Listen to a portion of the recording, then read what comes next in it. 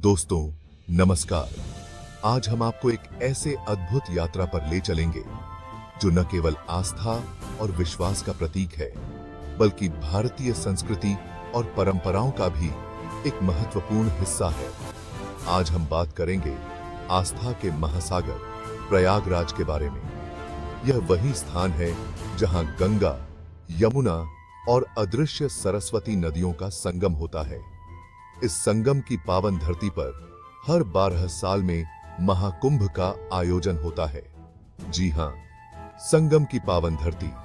यहां आकर लोग अपने पापों का प्रायश्चित करते हैं और मोक्ष की कामना करते हैं। यह स्थान न केवल धार्मिक दृष्टि से महत्वपूर्ण है, बल्कि यहाँ की प्राकृतिक सुंदरता भी मन मोह लेती है। यहाँ हर 12 साल में एक ऐसा मेला लगता है जो पूरी दुनिया को अपनी ओर खींचता है।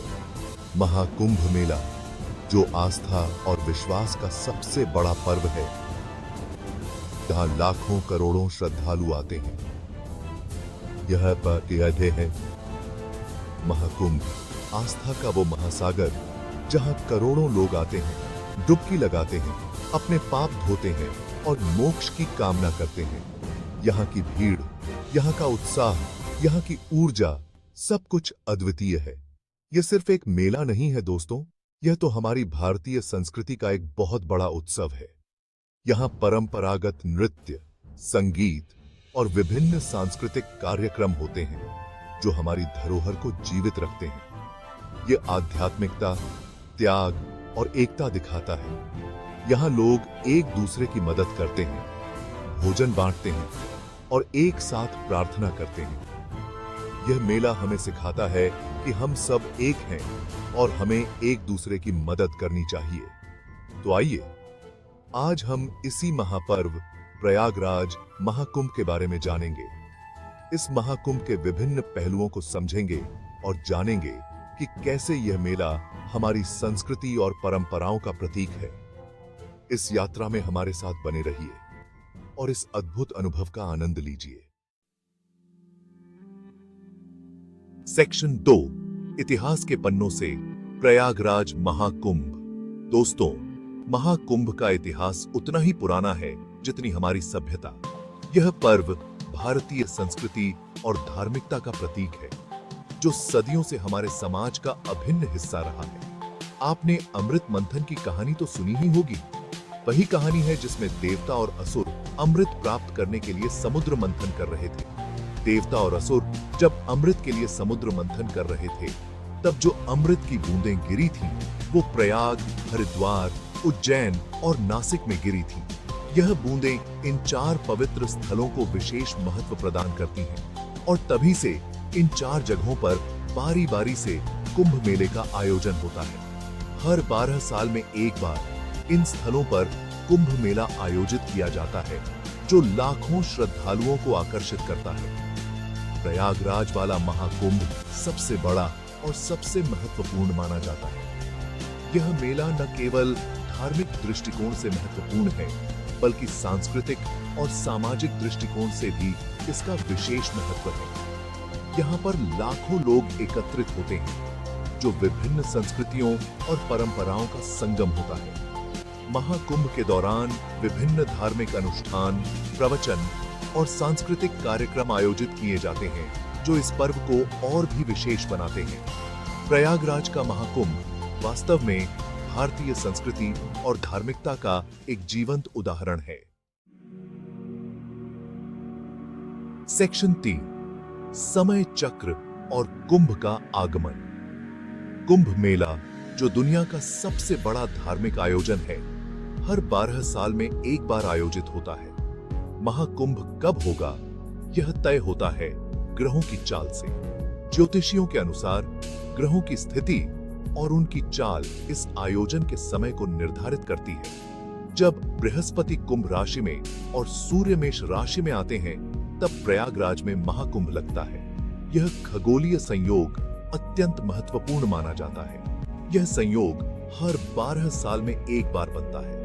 इस अवधि के दौरान लाखों श्रद्धालु गंगा नदी के तट पर एकत्र होते हैं और विभिन्न धार्मिक अनुष्ठान करते हैं। ऐसा माना जाता है कि यह समय आध्यात्मिक उन्नति और मोक्ष प्राप्ति के लिए बहुत शुभ होता है। कुंभ मेले में भाग लेने वाले लोग मानते हैं कि इस समय गंगा में स्नान करने से उनके पाप धुल जाते हैं और उन्हें मोक्ष की प्राप्ति होती है। इस आयोजन के दौरान विभिन्न धार्मिक और सांस्कृतिक कार्यक्रम भी आयोजित किए जाते हैं, जो श्रद्धालुओं के लिए एक अद्वितीय अनुभव प्रदान करते हैं।